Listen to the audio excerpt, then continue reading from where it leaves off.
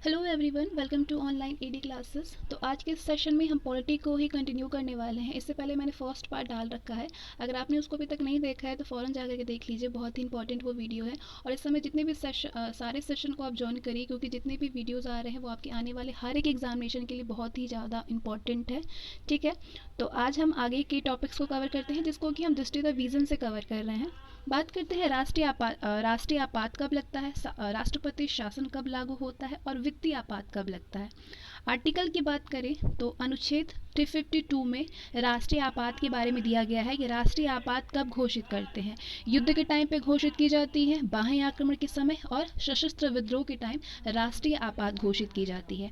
राष्ट्रपति शासन कब लागू होती है, इसके बारे में आर्टिकल 356 में दिया गया है कि राष्ट्रपति शासन लागू होता है राज्यपाल के प्रतिवेदन के द्वारा या राज्यपाल की रिपोर्ट के बिना। अब वित्तीय आपात की बात करें तो इसके बारे में अनुच्छेद 360 में दिया हुआ है कि वित्तीय आपात वित्तीय शॉक और वित्तीय स्थिरता के खतरा होने पर वित्तीय आपात लगता है।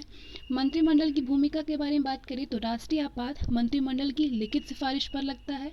राष्ट्रपति शासन मंत्रिमंडल की सलाह पर लागू होता है और वित्तीय आपात मंत्रिमंडल की सलाह पर। अवधि की बात करें तो राष्ट्रीय आपात पहली बार 1 महीने के लिए लगता है, यानी 30 दिन के लिए। संसद के दोनों सदनों के अनुमोदन से प्रत्येक 6 महीने, इसी तरह से अनिश्चित काल तक।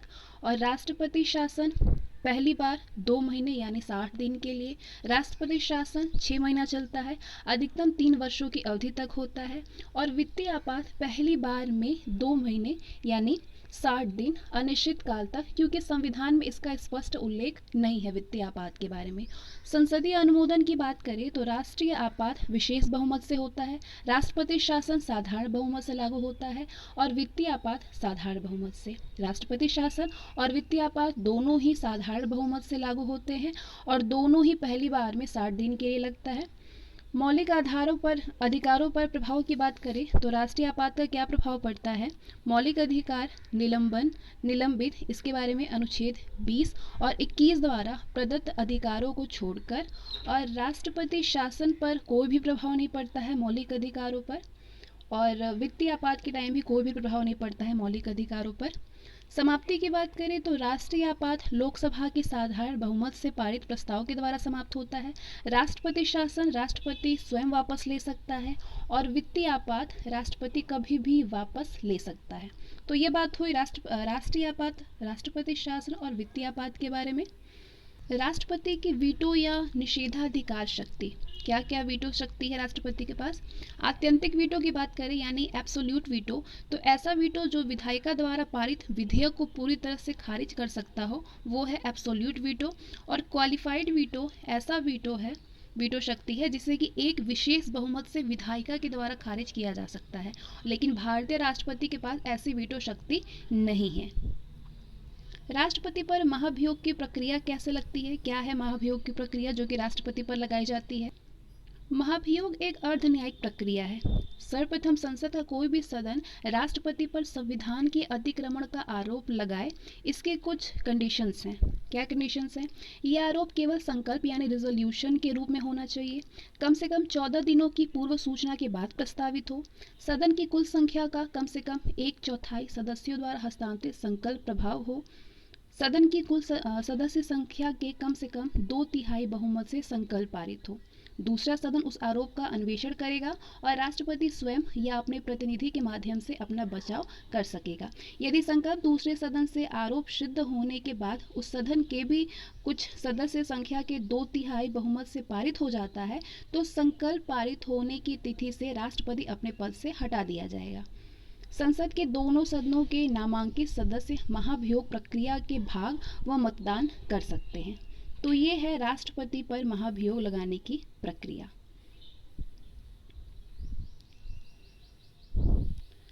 अब हम निलंबनकारी वीटो के बारे में जानेंगे, यानी सस्पेंसिव वीटो क्या है। कार्यपालिका के प्रमुख द्वारा किए गए वीटो को विधायिका पुनर्विचार करके साधारण बहुमत से पुनः पारित करके खारिज कर सकती है। और जेबी वीटो क्या है, यानी पॉकेट वीटो। कार्यपालिका के प्रमुख के द्वारा विधेयक पर स्वीकृति या अस्वीकृति देने के बजाय उसे अपने पास पड़े रहने देना, ये है पॉकेट वीटो। 1986 में भारतीय डाकघर संशोधन अधिनियम पर राष्ट्रपति ज्ञानी जैल सिंह ने इस वीटो का प्रयोग किया था, जेबी वीटो का। अब हम आगे बात करेंगे उपराष्ट्रपति के बारे में। तो अनुच्छेद 64 के अनुसार उपराष्ट्रपति राज्यसभा का पदेन सभापति होगा।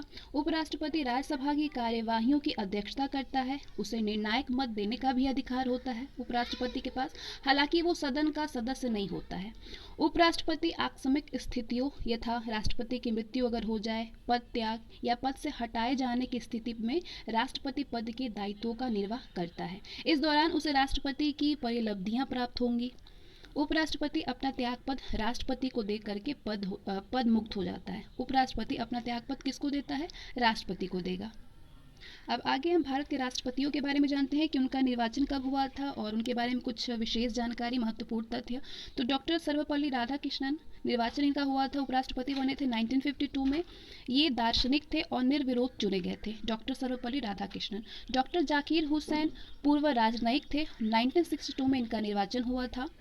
इसके बाद वीवी गिरी उपराष्ट्रपति बने 1967 में, ये कार्यवाहक राष्ट्रपति थे। जीएस पाठक 1969 में इनका निर्वाचन हुआ था, ये निर्वाचित हुए थे और ये पूर्व कानून मंत्री भी थे, जीएस पाठक। बीडी जत्ती 1974 में निर्वाचित हुए, ये कार्यवाहक राष्ट्रपति भी थे।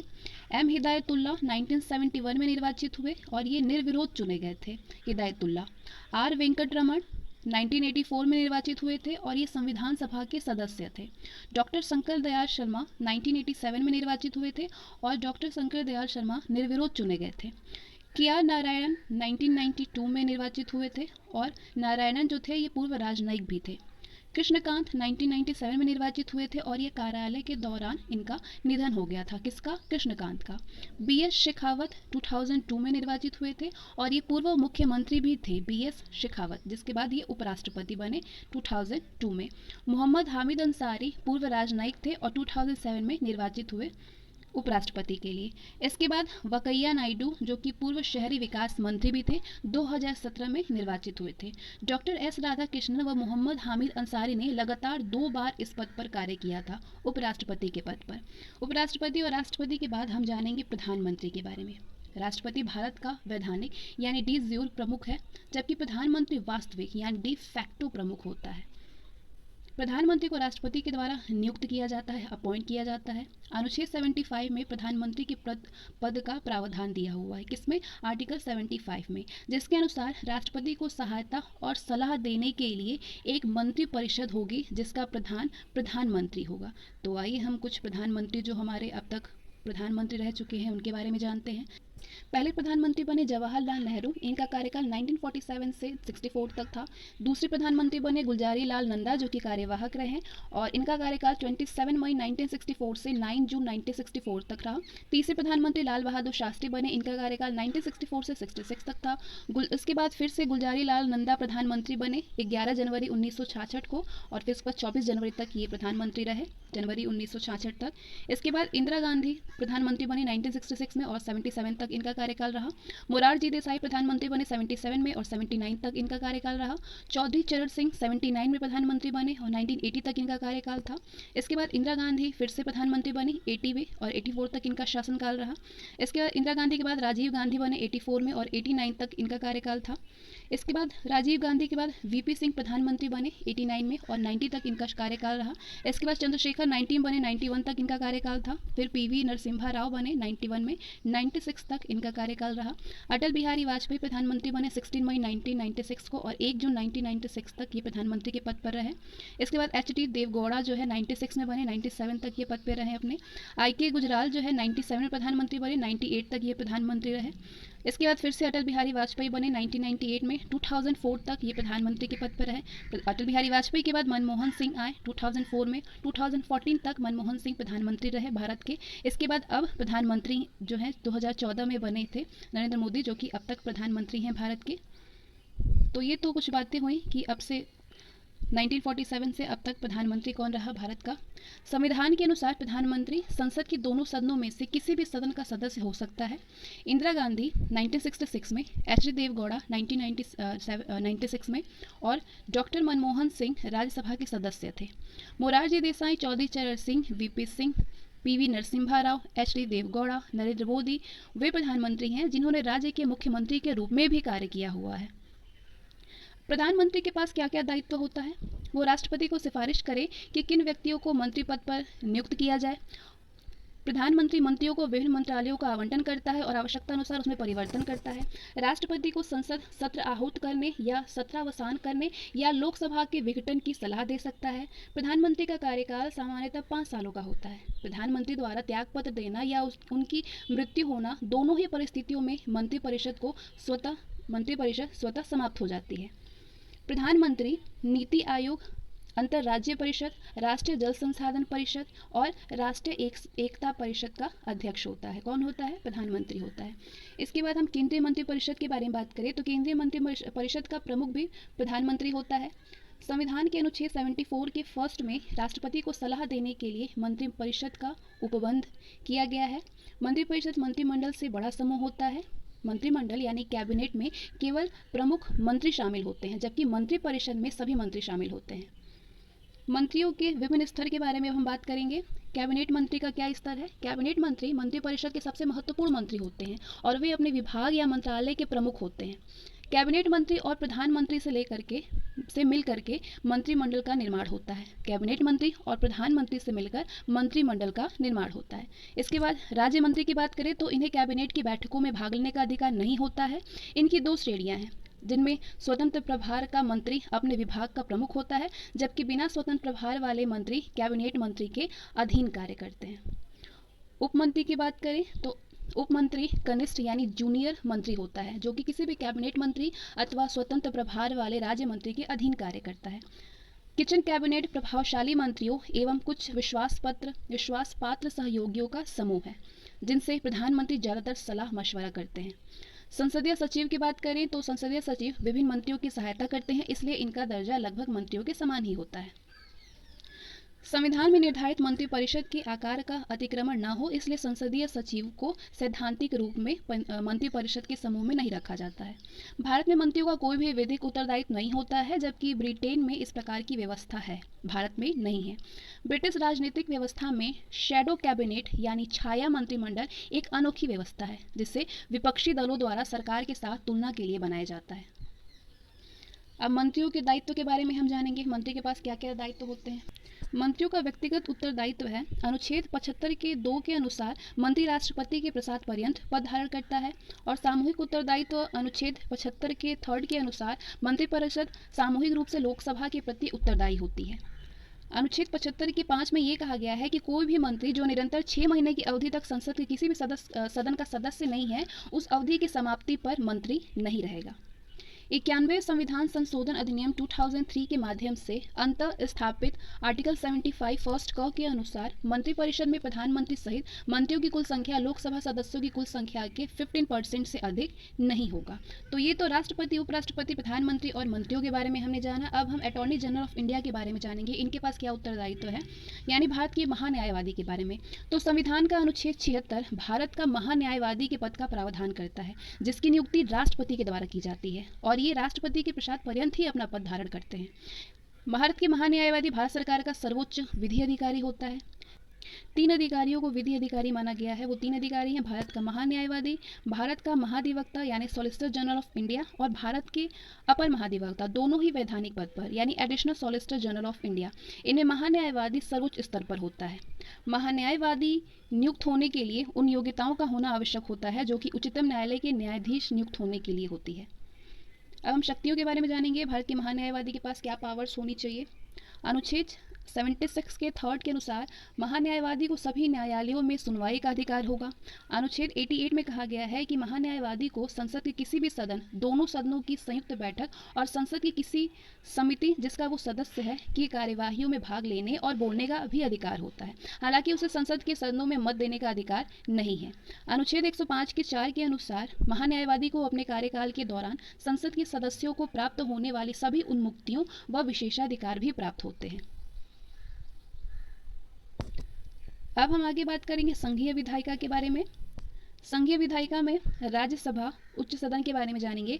तो राज्यसभा भारतीय संविधान का अनुच्छेद 80 राज्यसभा के गठन का प्रावधान करता है। कौन सा? आर्टिकल 80। राज्यसभा का गठन 1952 में किया गया था। इसके सदस्य विधानसभा के निर्वाचित सदस्य द्वारा आनुपातिक प्रतिनिधि पद्धति के द्वारा एकल संक्रमणीय मत द्वारा चुने जाते हैं और 12 सदस्यों को राष्ट्रपति मनोनीत करता है। ठीक है, 1952 में इसका गठन किया गया था और इसका जो सदस्य हैं इसके वो विधानसभा के निर्वाचित सदस्यों द्वारा आनुपातिक प्रतिनिधि पद्धति के द्वारा एकल संक्रमणीय मत द्वारा चुने जाते हैं। वह 12 सदस्यों को राष्ट्रपति मनोनीत करता है। राज्यसभा स्थायी सदन है और राज्यसभा स्थायी सदन है, यानी विघटन नहीं होता है इसका। इसके 1/3 सदस्य प्रति 2 वर्ष की समाप्ति पर अवकाश प्राप्त करते हैं। राज्यसभा में प्रत्येक राज्य से कितने सदस्य होंगे, इसके लिए राज्य विशेष की जनसंख्या को आधार बनाया गया है। संसद ने 2003 में लोक प्रतिनिधित्व अधिनियम 1951 में संशोधन करते हुए राज्यसभा के निर्वाचन के लिए निवास संबंधी शर्त को हटा दिया है। आगे हम राज्यसभा के पदाधिकारी के बारे में बात करेंगे। तो राज्यसभा में 2 प्रमुख पदाधिकारी होते हैं, सभापति यानी चेयरमैन और उपसभापति यानी डिप्यूटी चेयरमैन। भारत का उपराष्ट्रपति ही राज्यसभा का पदेन सभापति होता है, यानी एक्स ऑफिसो चेयरमैन होता है। हालांकि वो राज्यसभा का सदस्य नहीं होता है। राज्यसभा अपने सदस्यों में से किसी भी एक को उपसभापति के तौर पर निर्वाचित करती है। आगे हम राज्यसभा के कार्य और शक्तियों के बारे में जानेंगे। गैर वित्तीय विधेयकों के संबंध में राज्यसभा को उतनी ही शक्तियां प्राप्त होती है जितनी कि लोकसभा को प्राप्त होती हैं। धन विधेयकों के मामले में उसे 14 दिनों के भीतर विचार करके अपनी राय लोकसभा को भेजनी होती है। 14 दिनों के भीतर विचार करके लोकसभा पर अबाध्यकारी होते हैं। संविधान संशोधन विधेयकों के मामले में राज्यसभा की शक्तियां लोकसभा के बराबर है। ध्यातव्य है कि संविधान संशोधन विधेयक के मामले में संयुक्त बैठक का प्रावधान नहीं है। राज्यसभा के 2 ऐसे विशिष्ट अधिकार प्राप्त हैं राज्यसभा को जो लोकसभा के पास नहीं होता है। जैसे कि आर्टिकल 249 के तहत राज्यसभा को अधिकार है कि वो उपस्थित और मतदान करने वाले 2/3 सदस्यों के बहुमत से राज्य सूची में शामिल किसी भी विषय को राष्ट्रपति महत्व का घोषित कर सकती है। राज्यसभा द्वारा पारित ये संकल्प 1 वर्ष की अवधि के लिए प्रवृत्त रहेगा। ऐसा किए जाने पर संसद को राज्य सूची के उस विषय पर कानून बनाने का अधिकार मिल जाता है।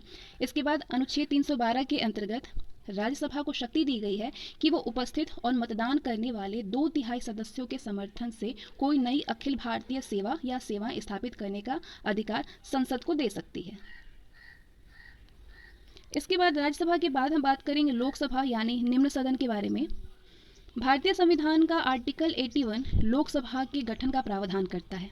इसके सदस्य जनता द्वारा प्रादेशिक प्रतिनिधित्व प्रणाली द्वारा एक सदस्यीय निर्वाचित क्षेत्र में प्रत्यक्ष निर्वाचन द्वारा निर्वाचित होते हैं।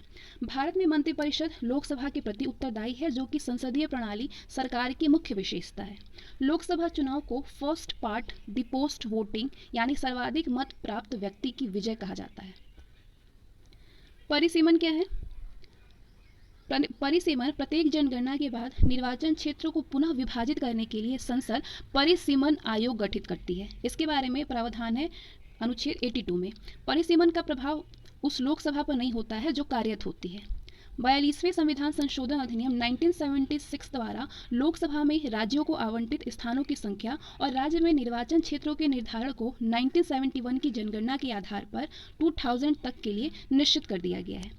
84वें संविधान संशोधन अधिनियम 2001 द्वारा लोकसभा में राज्यों को आवंटित स्थानों की संख्या को अगले 25 वर्ष यानी कि वर्ष 2026 तक पूर्ववत रखते हुए 1991 की जनगणना की बढ़ी हुई जनसंख्या के आधार पर निर्वाचन क्षेत्रों का पुनः समायोजन और संयुक्तिकरण किया गया है। वर्ष 2003 में 2001 की जनगणना की बढ़ी हुई जनसंख्या के आधार पर निर्वाचन क्षेत्रों के पुनः समायोजन और संयुक्तिकरण के लिए 87वें संविधान संशोधन 2003 पारित किया गया। अब आगे हम लोकसभा के पास क्या पावर्स है और उनके क्या क्या कार्य हैं उसके बारे में बात करेंगे। धन विधेयक जिसके बारे में अनुच्छेद 110 में प्रावधान है और वित्त विधेयक जिसके बारे में अनुच्छेद 117 में प्रावधान है। आर्टिकल 110 में धन विधेयक और 117 में वित्त विधेयक के बारे में प्रावधान है कि धन विधेयक और वित्त विधेयक सिर्फ लोकसभा में ही प्रस्तावित किए जा सकते हैं और राज्यसभा की शक्तियाँ इन मामलों में काफ़ी कम है। धन विधेयक और संविधान संशोधन विधेयक पर संयुक्त बैठक का प्रावधान नहीं है। कार्यपालिका यानी सरकार पर लोकसभा का प्रभाव नियंत्रण होता है। मंत्रिपरिषद उसी समय तक कार्य करती है जब तक उसे लोकसभा का विश्वास हासिल हो। कोई व्यक्ति एक ही समय संसद या राज्य के विधानमंडल के किसी भी सदन का सदस्य नहीं हो सकता है। ऐसी स्थिति में उसे 14 दिनों के अंदर राज्य की विधानमंडल की सीट खाली करनी होती है, अन्यथा संसद में उसकी सदस्यता को समाप्त कर दी जाती है। अब आगे हम लोकसभा के अध्यक्ष के बारे में जानेंगे। तो लोकसभा अध्यक्ष के बारे में अनुच्छेद 93 में प्रावधान है। अनुच्छेद 93 के अनुसार लोकसभा अपने सदस्यों में से एक को अध्यक्ष और एक को उपाध्यक्ष यथाशीघ्र निर्वाचित करेगी। इसका प्राथमिक कार्य लोकसभा की बैठकों का संचालन करना और कार्यवाहियों को व्यवस्थित व नियंत्रित करना होता है। संचालन संबंधी किसी भी संशय या मतभेद की अवस्था में उसका निर्णय अंतिम होता है। विधेयक धन विधेयक है या नहीं, कोई भी विधेयक धन विधेयक है या नहीं, यह निश्चित करने का दायित्व तो लोकसभा अध्यक्ष का ही होता है। इसका प्रावधान अनुच्छेद 110 में दिया गया, आर्टिकल 110 में। दोनों सदनों के पीठासीन अधिकारियों का दायित्व है कि सदन की कार्यवाही संचालित करने के पहले आवश्यक न्यूनतम सदस्य संख्या या कोरम को सुनिश्चित करें। सदनों में कोरम कुल सदस्य संख्या का 1/10वां भाग होता है। इसका प्रावधान इसके बारे में अनुच्छेद 100 में दिया गया है। लोकसभा अध्यक्ष किसी भी प्रस्ताव के पक्ष और विपक्ष में प्रथमता मत नहीं दे सकता है, लेकिन मत के बराबर होने की दशा में वो निर्णायक मत देता है। आज तक लोकसभा अध्यक्ष को इस अनन्य निर्णायक मतदान के अधिकार का प्रयोग करने की आवश्यकता ही नहीं पड़ी है। इसके बारे में आर्टिकल 100 में दिया गया है। लोकसभा अध्यक्ष अपना त्यागपत्र लोकसभा उपाध्यक्ष को सौंपता है और लोकसभा अध्यक्ष को लोकसभा के कुल सदस्यों के बहुमत द्वारा पारित प्रस्ताव से हटाया जा सकता है। 10वीं अनुसूची यानी दल बदल विरोधी कानून के तहत लोकसभा के किसी भी सदस्य के संबंध में दल बदल संबंधी शिकायत मिलने पर उसकी निहरता के प्रश्न पर फैसला लोकसभा अध्यक्ष करता है। लोकसभा अध्यक्ष की ये शक्ति न्यायिक पुनरावलोकन के अधीन है। लोकसभा अध्यक्ष लोकसभा की संसदीय समितियों पर नियंत्रण रखता है और सभी समितियों के प्रमुखों की नियुक्ति करता है। कार्य मंत्रणा समिति, नियम समिति और सामान्य प्रयोजन समिति में वो स्वयं ही अध्यक्ष की भूमिका में होता है। लोकसभा उपाध्यक्ष अध्यक्ष का अधीनस्थ नहीं है। उसका उत्तरदायित्व अध्यक्ष के प्रति नहीं बल्कि लोकसभा के प्रति होता है। उसे एक विशेषाधिकार भी प्राप्त है कि यदि किसी भी संसदीय समिति का सदस्य बनाया जाता है तो वो स्वतः ही समिति का अध्यक्ष बन जाता है। लोकसभा उपाध्यक्ष अपना त्यागपत्र लोकसभा के अध्यक्ष को सौंपता है। लोकसभा के प्रथम अध्यक्ष जीवी मावलंकर थे। आगे हम प्रोटेम स्पीकर के बारे में बात करेंगे। तो प्रोटेम स्पीकर की नियुक्ति राष्ट्रपति के द्वारा की जाती है, जो कि सामान्यतः लोकसभा का सबसे वरिष्ठ सदस्य होता है। प्रोटेम स्पीकर लोकसभा अध्यक्ष के चुनाव में सदन की मदद करता है और नवनिर्वाचित सदस्यों का शपथ ग्रहण करवाता है। इसके बाद प्रोटेम स्पीकर का पद स्वतः समाप्त हो जाता है। आगे हम बात करेंगे संसद के प्रमुख नेताओं के बारे में। सदन का नेता यानी लीडर ऑफ द हाउस है। इसकी चर्चा संविधान में नहीं है। सदन के नेता के बारे में चर्चा संविधान में नहीं दिया गया है, सदनों की नियमावली में है। सामान्यतः लोकसभा में सदन के नेता का अर्थ प्रधानमंत्री होता है।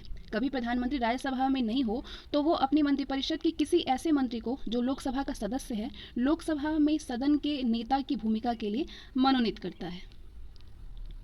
विपक्ष का नेता यानी लीडर ऑफ द अपोजिशन। संसद के दोनों सदनों में एक एक विपक्ष का नेता होता है। विपक्ष के नेता का दर्जा प्राप्त करने के लिए सबसे बड़े विपक्षी दल के पास सदन की कुल सदस्य संख्या का 1/10वां भाग होना चाहिए। सचेतक विप। सचेतक का कार्य संसद में अपने राजनीतिक दल के सदस्यों को अनुशासन में रखना होता है। इसके अलावा यदि किसी भी मुद्दे पर संसद में मतदान होना हो तो वो अपने दल के सदस्यों को निर्देश जारी करता है कि उन्हें मतदान में प्रस्ताव का समर्थन करना है या विरोध करना है या तटस्थ रहना है। आगे हम संसद में विधि निर्माण की प्रक्रिया के बारे में जानेंगे, जिसका प्रावधान आर्टिकल 107 से 111 तक में दिया गया है। कोई भी विधि शुरुआत में विधेयक यानी बिल होता है। विधेयक संसद द्वारा पारित होने और राष्ट्रपति की मंजूरी के बाद अधिनियम यानी एक्ट बन जाता है। संसद में प्रस्तुत किए जाने वाले विधेयक दो प्रकार के होते हैं। एक होता है सरकारी विधेयक और दूसरा गैर सरकारी विधेयक या जिसको प्राइवेट सदस्य विधेयक भी कहा जाता है। सरकारी विधेयक वो होते हैं जो किसी मंत्री द्वारा पेश किया जाता है। मंत्रिपरिषद के सदस्यों के अलावा किसी भी अन्य सदस्य द्वारा प्रस्तुत विधेयक प्राइवेट सदस्य विधेयक कहलाता है, चाहे वो सदस्य सत्तारूढ़ दल का ही क्यों ना हो। सभी धन विधेयक सरकारी विधेयक होते हैं। सदन में गैर सरकारी विधेयक को पेश करने से पहले 1 महीने का नोटिस देना जरूरी होता है। लोकसभा में प्रायः प्रत्येक शुक्रवार को प्राइवेट विधेयक के लिए कुछ समय देने की परंपरा है। साधारण विधेयक कानून बनने से पहले कई चरणों में से गुजरता है, जो कि आगे जो भी चरण है उनके बारे में हम जानेंगे। जो कि साधारण विधेयक कानून बनने से पहले जिन चरणों से गुजरता है उनके बारे में बात करते हैं। प्रथम चरण जिससे वो गुजरता है, इस चरण में विधेयक को संसद के किसी भी सदन में प्रस्तुत किया जाता है। इसमें सामान्यतः विधेयक पर कोई भी चर्चा नहीं होती है, सिर्फ सदन की अनुमति प्राप्त की जाती है। दूसरे चरण में दूसरे चरण के अंतर्गत विधेयक के सभी उपबंधों पर विस्तृत विचार विमर्श होता है। द्वितीय वाचन के अंतर्गत विधेयक 3 उप चरणों से गुजरता है और तृतीय चरण, इस चरण में सिर्फ संपूर्ण विधेयक को स्वीकार या फिर अस्वीकार करने के संबंध में चर्चा होती है। इस स्तर पर विधेयक के अंतर्गत कोई भी संशोधन नहीं किया जा सकता है। संसद के दोनों सदनों द्वारा पारित किए जाने के बाद विधेयक राष्ट्रपति के पास भेजा जाता है और अनुच्छेद 111 के तहत राष्ट्रपति के पास ऐसे विधेयक के संबंध में 3 विकल्प होते हैं। पहला कि वो विधेयक को स्वीकार कर सकता है, उनकी स्वीकृति मिलने पर विधेयक अधिनियम बन जाता है, और दूसरा वो विधेयक को अपने पास रोक सकता है। रोकने का अर्थ जेबी वीटो यानी पॉकेट वीटो का प्रयोग करना हो गया। और तीसरा विकल्प है उसमें संशोधन के कुछ सुझावों सहित उसे संसद के दोनों सदनों को पुनर्विचार के लिए लौटा सकता है। यदि दोनों सदन राष्ट्रपति को सुझावों को स्वीकार या फिर अस्वीकार करते हुए विधेयक को पुनः पारित कर देते हैं तो राष्ट्रपति उस पर अनुमति देने के लिए बाध्य होता है। अनुच्छेद 111 के तहत धन विधेयक के मामले में राष्ट्रपति को ये अधिकार नहीं है कि वो उसे संसद को पुनर्विचार के लिए लौटा सके। आगे हम बात करेंगे वित्त विधेयक के बारे में। तो वित्त विधेयक उन सभी विधेयकों को कहते हैं जिनका संबंध वित्त से जुड़े मामलों से होता है, जैसे सरकार के राजस्व या व्यय से संबंधित विधेयक। किसी कर को लगाना है या उसमें परिवर्तन करना है, ये वित्त विधेयकों के सामान्य विषय हैं। वित्त विधेयक 3 प्रकार के होते हैं: धन विधेयक, वित्त विधेयक और वित्त विधेयक। धन विधेयक के बारे में अनुच्छेद 110 में दिया गया है, वित्त विधेयक के बारे में अनुच्छेद 117 के फर्स्ट में दिया गया है और वित्त विधेयक अनुच्छेद 117 के थर्ड में दिया गया है। प्रत्येक धन विधेयक वित्त विधेयक होता है, लेकिन प्रत्येक वित्त विधेयक धन विधेयक नहीं होता है। आगे हम दोनों सदनों की संयुक्त बैठक के बारे में जानेंगे, जिसके बारे में प्रावधान अनुच्छेद 108 में दिया गया है। संयुक्त बैठक 3 स्थितियों में बुलाई जा सकती है। कौन कौन सी स्थिति में बुलाई जा सकती हैं? यदि एक सदन द्वारा पारित विधेयक को दूसरे सदन ने अस्वीकार कर दिया हो। दूसरी स्थिति, यदि विधेयक में किए जाने वाले संशोधनों के संबंध में दोनों सदन अंतिम रूप से असहमत हो गए हों, और यदि दूसरे सदन ने विधेयक प्राप्त होने की तारीख से 6 महीने पूरे होने तक विधेयक को पारित न किया हो। इन परिस्थितियों में बुलाई जाती है बैठक। संयुक्त बैठक साधारण विधेयक या फिर वित्त विधेयक के मामलों में राष्ट्रपति के द्वारा आहूत की जाती है। धन विधेयक या संविधान संशोधन विधेयक के मामलों में संयुक्त बैठक का प्रावधान नहीं है। संयुक्त बैठक की कार्यवाहियों का संचालन और उसकी अध्यक्षता लोकसभा अध्यक्ष करता है। लोकसभा अध्यक्ष की अनुपस्थिति में लोकसभा का उपाध्यक्ष संयुक्त बैठक की अध्यक्षता करता है। उपाध्यक्ष के जब उपाध्यक्ष अनुपस्थित हो तो उसके अनुपस्थित होने पर राज्यसभा का उपसभापति, जो कि सभापति नहीं है, ये भूमिका निभा सकता है।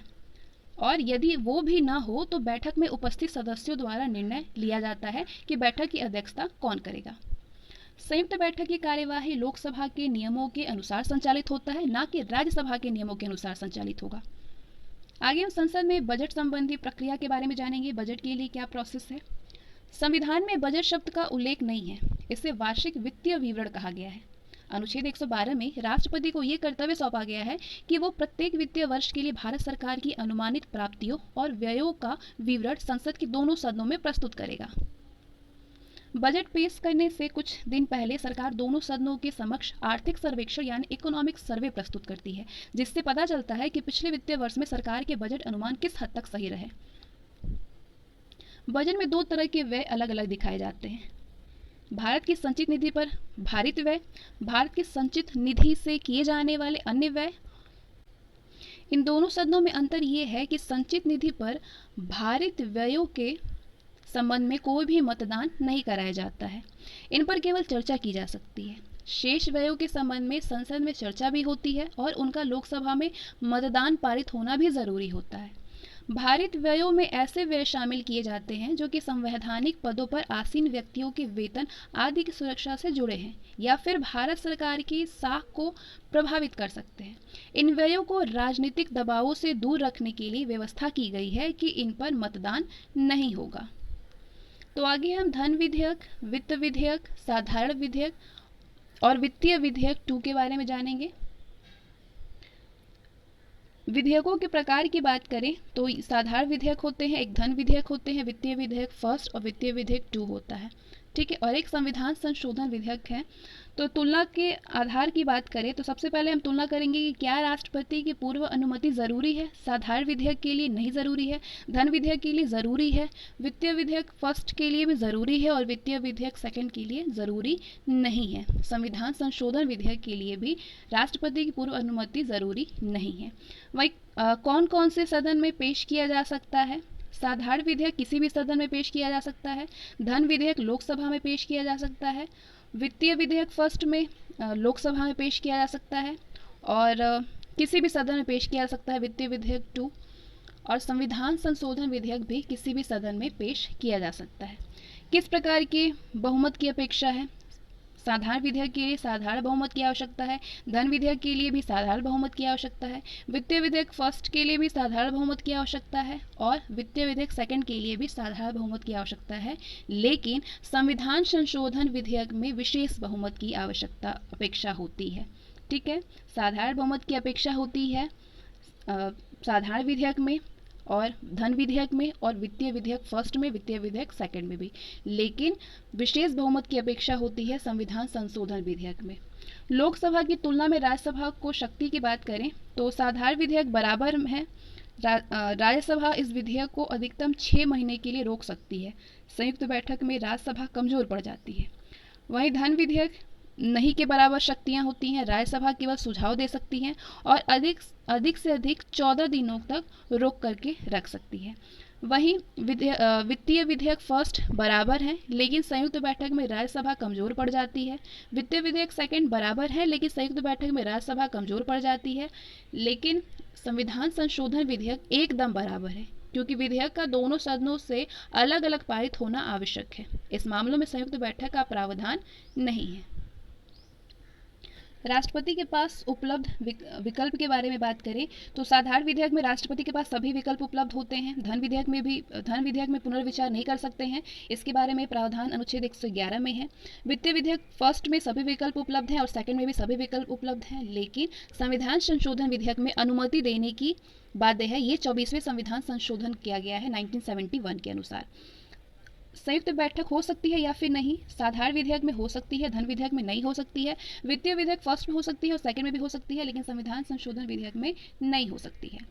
वहीं संविधान के संबंधित अनुच्छेद की बात करें तो साधारण विधेयक में संविधान में कहीं भी जिक्र नहीं है। धन विधेयक की जिक्र है 110 में, अनुच्छेद 110 में धन विधेयक का जिक्र किया गया है।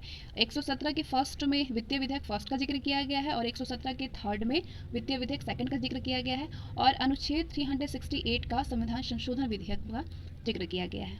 ठीक है, कुछ संविधान संशोधन विधेयक दोनों सदनों के विशेष बहुमत से, जबकि संघात्मक ढांचे से जुड़े विधेयक में इसके साथ कम से कम आधे राज्यों के विधानमंडलों का बहुमत भी होना चाहिए। सभी उपलब्ध विकल्प का तात्पर्य है कि राष्ट्रपति विधेयक स्वीकार कर सकता है, खारिज कर सकता है, पॉकेट वीटो का प्रयोग कर सकता है और कुछ सुझाव सहित पुनर्विचार के लिए लौटा सकता है। लोकसभा की तुलना में राज्यसभा के सदस्यों की संख्या कम होने के कारण संयुक्त बैठक में राज्यसभा कमजोर पड़ जाती है। तो आगे हम बजट पारित करने की प्रक्रिया के बारे में जानेंगे, किस तरीके से पारित होती है बजट। संसद द्वारा बजट पारित किए जाने की प्रक्रिया के बारे में जाने तो ये 6 चरणों में पारित होती है, 6 प्रक्रिया है।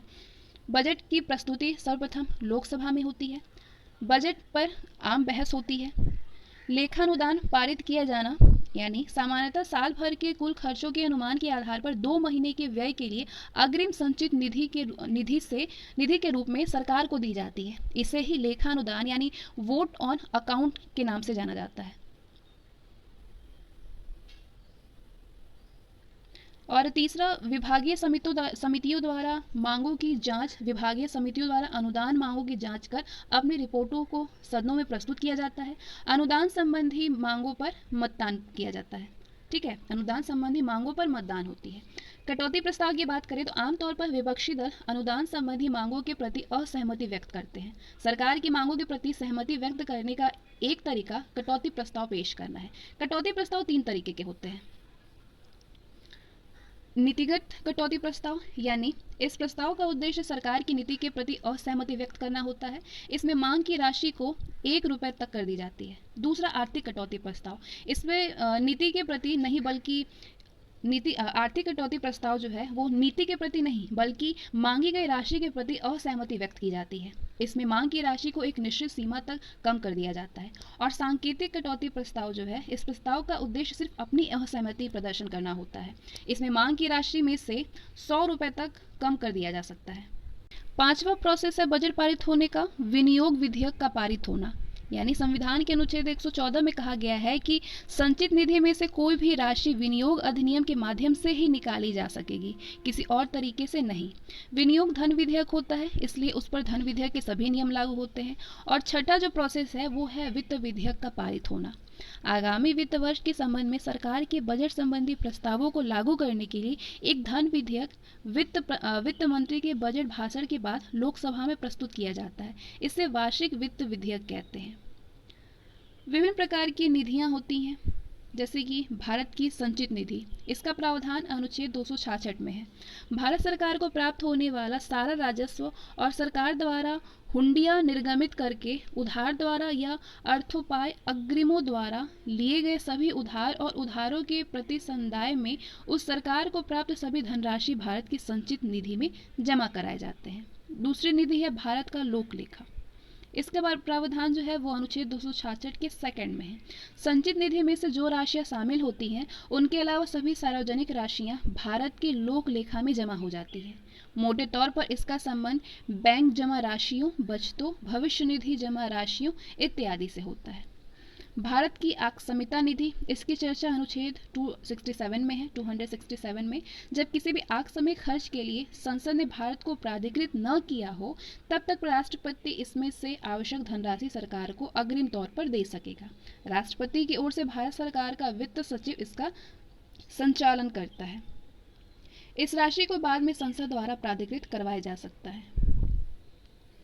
आगे हम संसद के सत्र, सत्रावसान और लोकसभा के विघटन के बारे में जानकारी लेंगे।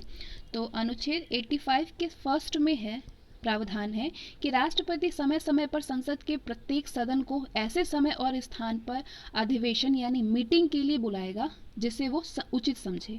संसद के 2 सत्रों के मध्य किसी भी स्थिति में 6 महीनों से अधिक का अंतराल नहीं होना चाहिए, यानी वर्ष में न्यूनतम 2 बार संसद सत्र होना आवश्यक है, अवश्य होना चाहिए।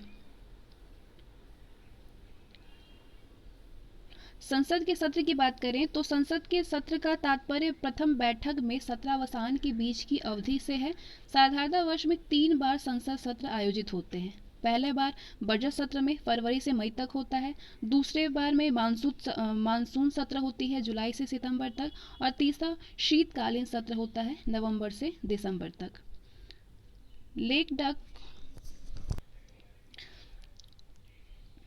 लेम डक सत्र का अर्थ होता है नई लोकसभा के चुनाव के बाद पुरानी लोकसभा का अंतिम सत्र के लिए बैठना। इस बैठक में 2 सदस्य नई लोकसभा के लिए नहीं चुने जाते हैं, उन्हें ही लेम डक कहा जाता है। इस बैठक में जो भी सदस्य नई लोकसभा के लिए नहीं चुने जाते हैं उन्हें ही लेम डक कहा जाता है। आगे हम बात करेंगे स्थगन के बारे में। स्थगन कैसे होती है, यानी एडजॉर्नमेंट कैसे होता है। तो स्थगन का अर्थ है बैठक को अस्थायी तौर पर निलंबित करना। ठीक है। स्थगन का प्रभाव सदन में विचाराधीन किसी भी विधेयक या प्रस्ताव आदि पर नहीं पड़ता है। कभी कभी ऐसा भी हो सकता है कि सदन का पीठासीन अधिकारी सदन को स्थगित तो करे लेकिन सदन के पुनः एकत्रित होने के संबंध में कोई भी घोषणा ना करे। तो इस प्रकार के स्थगन को अनिश्चित काल के लिए स्थगन या फिर साइन डाई स्थगन कहते हैं। ठीक है, अनिश्चित काल के लिए स्थगन या साइन डाई स्थगन कहा जाता है। सत्रावसान। सत्रावसान का मतलब है संसद के किसी भी सत्र का समाप्त होना। सत्रावसान सदन के पीठासीन अधिकारी द्वारा नहीं बल्कि राष्ट्रपति के द्वारा घोषित किया जाता है। अब विघटन के बारे में बात करें तो विघटन सत्रावसान से अलग होता है। सत्रावसान सदन के एक सत्र को समाप्त करता है जबकि विघटन सदन को ही समाप्त कर देता है। ध्यातव्य है कि राज्यसभा का विघटन नहीं होता है, सिर्फ लोकसभा विघटित की जाती है, राज्यसभा विघटित नहीं होती है। विघटन का विधेयकों पर प्रभाव के बारे में जानें तो क्या प्रभाव पड़ता है विधेयकों पर। लोकसभा के विघटन पर जो विधेयक लोकसभा में लंबित होते हैं वे सभी व्यवगत यानी समाप्त हो जाते हैं, चाहे उनकी शुरुआत लोकसभा में हुई हो या फिर वे राज्यसभा से पारित होने के बाद लोकसभा में पहुंचे हो। जो विधेयक लोकसभा से पारित हो चुके हैं लेकिन राज्यसभा में लंबित हैं, वे भी लोकसभा का विघटन होने पर व्यपगत यानी समाप्त हो जाते हैं। तो ये सारे लोकसभा के विघटन पर बात हो रही है। और जो विधेयक लोकसभा में शुरू हुए हैं और राज्यसभा में ही लंबित हैं और लोकसभा द्वारा पारित नहीं किए गए हैं, वो विघटन पर समाप्त नहीं होते हैं। और यदि विधेयक दोनों सदनों द्वारा पारित किया जा चुका है और राष्ट्रपति को अनुमति के लिए भेज दिया गया है कि वो लोकसभा के विघटन पर समाप्त नहीं होगा। जो विधेयक राष्ट्रपति के पास भेजा गया था लेकिन राष्ट्रपति द्वारा संसद को पुनर्विचार के लिए लौटा दिया गया था, वो भी लोकसभा के विघटन पर समाप्त नहीं होगा। यदि किसी विधेयक पर संसद के दोनों सदनों में गतिरोध रहा हो और राष्ट्रपति ने उनके संबंध में दोनों सदनों की संयुक्त बैठक बुलाए जाने के आशय की सूचना दे दी हो, तो वो विधेयक भी लोकसभा के विघटन पर समाप्त नहीं होगा। आगे हम संसद के कामकाज के बारे में बात करेंगे। तो जिस समय संसद का सत्र चल रहा होता है तब उसका प्रत्येक कार्य दिवस एक अधिवेशन होता है। प्रश्नकाल क्या होता है? संसद के कार्य दिवस का पहला घंटा यानी 11 से 12 बजे तक का समय प्रश्नकाल कहलाता है। इस समय मंत्री विभिन्न संसद सदस्यों द्वारा पूछे गए प्रश्नों का उत्तर देते हैं। शून्यकाल क्या होता है? शून्यकाल प्रश्नकाल के तुरंत बाद यानी 12 बजे से शुरू होता है। इसमें संसद सदस्य बिना किसी पूर्व सूचना के प्रश्न उठा सकते हैं। शून्यकाल की चर्चा संसद की प्रक्रिया संबंधी नियमों में नहीं की गई है। वस्तुतः ये है भारतीय संसदीय व्यवस्था द्वारा विकसित किया गया एक नवाचार है। तारांकित प्रश्न क्या होता है? ऐसे प्रश्नों का उत्तर मंत्री द्वारा मौखिक रूप से दिया जाता है और इन प्रश्नों पर अनुपूरक प्रश्न पूछे जाने की अनुमति होती है। अतारांकित प्रश्न क्या होता है? ऐसे प्रश्नों का उत्तर मंत्री द्वारा लिखित रूप से दिया जाता है। इन प्रश्नों पर अनुपूरक प्रश्न पूछने का अवसर नहीं मिलता है। अल्प सूचना प्रश्न, ऐसे प्रश्नों का संबंध किसी भी लोक महत्व के तात्कालीन विषय से होता है और इनका उत्तर भी मौखिक रूप से दिया जाता है और इस पर पूरक प्रश्न पूछे जा सकते हैं। अल्प सूचना प्रश्न गैर सरकारी सदस्य से नहीं पूछा जाता है। गैर सरकारी सदस्य से अल्प सूचना प्रश्न नहीं पूछा जाता है। अल्प सूचना प्रश्न का उत्तर प्रश्नकाल के तुरंत बाद दिया जाता है। अब आगे हम प्रस्ताव यानी मोशन और संकल्प यानी रिजोल्यूशन के बारे में जानेंगे। इन दोनों का क्या मतलब होता है? तो संसद की कार्यवाही विभिन्न प्रस्तावों और संकल्पों के माध्यम से चलाई जाती है। संसद में किसी भी कार्य से संबंधित कार्यवाही को प्रस्ताव के रूप में ही प्रस्तुत किया जाता है। संकल्प प्रस्ताव से भिन्न होता है और वो प्रस्ताव का ही एक प्रकार होता है। जो प्रस्ताव अपने आप से पूर्ण होता है उसे ही संकल्प कहा जाता है। संकल्प में किसी भी मत, दृष्टिकोण, राय या उद्देश्य की प्रस्तुति होती है और ये उस उद्देश्य के प्रति सदन की सहमति व्यक्त करता है। आगे हम बात करेंगे विश्वास प्रस्ताव के बारे में यानी कॉन्फिडेंस मोशन के बारे में। ये प्रस्ताव मंत्रिपरिषद की ओर से लोकसभा में प्रस्तुत किया जाता है और इसके पारित होने का आशय होता है कि मंत्रिपरिषद को लोकसभा का समर्थन हासिल है।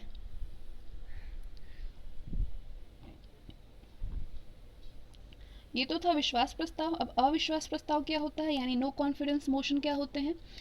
ये प्रस्ताव किसी भी विपक्षी सदस्य द्वारा 50 सदस्यों के अनुसमर्थन द्वारा सिर्फ लोकसभा में प्रस्तुत किया जाता है। इस प्रस्ताव के लिए कोई विशेष अधिकार का होना आवश्यक नहीं होता है। लोकसभा द्वारा इस प्रस्ताव के पारित होने पर सरकार गिर जाती है। अविश्वास प्रस्ताव का उल्लेख संविधान में न होकर के लोकसभा के नियम 198 में है। निंदा प्रस्ताव क्या है? Censure motion. निंदा प्रस्ताव में सिर्फ लोकसभा में विपक्ष के किसी भी सदस्य द्वारा सरकार के किसी मंत्री या मंत्रियों के समूह या संपूर्ण मंत्रिपरिषद के विरुद्ध उसके कुछ कार्यों या नीतियों के प्रति असहमति प्रदर्शित करने के लिए लाया जाता है। यदि ये प्रस्ताव लोकसभा में पारित हो जाता है तो मंत्रिपरिषद के लिए इस्तीफा देना जरूरी नहीं होता, लेकिन उस पर यह दबाव आ जाता है कि वो जल्द से जल्द ही विश्वास प्रस्ताव या किसी अन्य माध्यम से लोकसभा में अपना बहुमत सिद्ध करे। विशेषाधिकार प्रस्ताव क्या है यानी प्रिविलेज मोशन। ये प्रस्ताव किसी भी सदन द्वारा किसी भी सदन में तब प्रस्तुत किया जाता है जब उसे लगता है कि किसी मंत्री या मंत्रियों ने गलत तथ्य देकर के संसद सदस्यों के विशेषाधिकार का उल्लंघन किया है। ध्यान आकर्षण प्रस्ताव क्या है यानी कॉलिंग अटेंशन मोशन। ध्यान आकर्षण प्रस्ताव के माध्यम से सदन का कोई भी सदस्य अध्यक्ष या सभापति की अग्रिम अनुमति से ही किसी मंत्री का ध्यान एक ऐसे विषय की ओर आकर्षित करता है जो अविलंबनीय लोक महत्व है। मंत्री या तो उस विषय पर तुरंत भाषण दे सकता है या किसी और दिन भाषण देने के लिए समय की मांग कर सकता है। स्थगन प्रस्ताव क्या है? एडजॉर्नमेंट मोशन, इस प्रस्ताव का उद्देश्य अविलंबनीय लोक महत्व के किसी मामले पर सदन में चर्चा करने के लिए सदन की नियमित कार्यवाही को स्थगित करना है। 50 सदस्यों के समर्थन के साथ और पीठासीन अधिकारियों की अनुमति से इसे दोनों सदनों में पेश किया जा सकता है और पक्ष या विपक्ष का कोई भी सदस्य इसे ला सकता है। धन्यवाद प्रस्ताव की बात करें यानी मोशन ऑफ थैंक्स की, तो लोकसभा के प्रत्येक चुनाव के बाद पहले सत्र की शुरुआत में और वित्तीय वर्ष के पहले सत्र की शुरुआत में राष्ट्रपति दोनों सदनों के संयुक्त अधिवेशन के समक्ष अभिभाषण देता है। राष्ट्रपति का अभिभाषण उसका व्यक्तिगत वक्तव्य न होकर के मंत्रिपरिषद द्वारा तैयार किया गया होता है और उसमें सरकार के कार्य निष्पादन और भावी योजनाओं का जिक्र होता है। राष्ट्रपति के इस अभिभाषण पर दोनों सदनों में चर्चा होती है और मतदान होता है। ये चर्चा धन्यवाद प्रस्ताव के रूप में ही होता है। इस प्रस्ताव का पारित होना सरकार के अस्तित्व की शर्त है, क्योंकि इसके पारित न होने का तात्पर्य है कि सरकार ने अपना समर्थन खो दिया है। समापन प्रस्ताव क्या है? Closure motion. क्लोजर मोशन को हिंदी में समापन प्रस्ताव, संवरण प्रस्ताव और कटौती प्रस्ताव कहने का प्रचलन है। इसके लिए ज़्यादा सटीक अनुवाद समापन प्रस्ताव है। इस प्रस्ताव का उद्देश्य सदन में चल रही चर्चा को बीच में ही रोकना होता है। यदि ये प्रस्ताव पारित हो जाता है तो चर्चा को बीच में ही रोककर संबंधित विषय पर मतदान करा लिया जाता है। अनियत दिन वाले प्रस्ताव की क्या होते हैं, यानी no day yet named motion. ये वे प्रस्ताव होते हैं जो कि लोकसभा अध्यक्ष द्वारा चर्चा के लिए स्वीकृत किए गए हैं पर अभी चर्चा के लिए कोई भी तिथि निर्धारित नहीं की गई है। औचित्य प्रश्न की बात करें यानी पॉइंट ऑफ ऑर्डर, तो ये क्या है? ये यदि सदन कार्यवाही के संचालन के सामान्य नियमों जो कि संविधान में निर्दिष्ट नियमों या सदन के कार्यवाही संबंधी नियम है उसका पालन नहीं करता है तो कोई भी सदस्य औचित्य प्रश्न के माध्यम से सदन का ध्यान इस पर आकर्षित कर सकता है। नियम 377 की बात करें, नियम 377 में है इसके अधीन वे मामले उठाए जाते हैं रूल 377 के माध्यम से जो औचित्य प्रश्न का नहीं होता है और जिन्हें प्रश्नकाल, अल्पकालीन चर्चा, स्थगन प्रस्ताव या किसी भी अन्य प्रस्ताव में नहीं उठाया जा सकता है। विशेष उल्लेख करें तो जिन प्रश्नों को लोकसभा में नियम 377 के अंतर्गत उठाया जाता है उन्हें लोकसभा में विशेष उल्लेख के रूप में उठाया जाता है। संविधान में संसदीय विशेषाधिकार क्या है? संसदीय विशेषाधिकार क्या है संविधान के पास? तो संविधान के अनुच्छेद 105 का संबंध संसदीय विशेषाधिकारों से है। ये अनुच्छेद मूलतः दो विशेषाधिकारों की चर्चा करता है। पहला अभिव्यक्ति की स्वतंत्रता जिसका प्रावधान अनुच्छेद 105 के पहले में दिया है और दूसरा कार्यवाहियों के प्रकाशन का अधिकार जिसका उपबंध अनुच्छेद 105 के सेकंड में है। सामूहिक विशेषाधिकार के बारे में बात करें यानी कलेक्टिव प्रिविलेज के बारे में, तो कार्यवाहियां चलने का अधिकार, बहस और कार्यवाहियों के प्रकाशन का अधिकार और प्रकाशन रोकने का अधिकार है। बाहरी व्यक्तियों को सदन से बाहर निकालने का अधिकार व संसद के दोनों सदनों का अधिकार है कि वे अपनी किसी भी बैठक को गुप्त सत्र में रूपांतरित कर सके। वहीं जो व्यक्तिगत विशेषाधिकार है यानी इंडिविजुअल प्रिविलेजेस, ये सिविल गिरफ्तारी में से मुक्ति यानी संसद के सदस्यों को संसद सत्र के दौरान या उससे 40 दिन पहले और 40 दिन बाद तक गिरफ्तार नहीं किया जा सकता है। ये विशेषाधिकार सिर्फ सिविल मामलों से जुड़ी गिरफ्तारियों तक ही सीमित है। संसद सत्र के दौरान गवाह के रूप में उपस्थित होने से स्वतंत्रता, संसद के भीतर वाक स्वतंत्रता या अभिव्यक्ति की स्वतंत्रता, संसद के बाहर संसद सदस्य भी साधारण नागरिकों के समान है।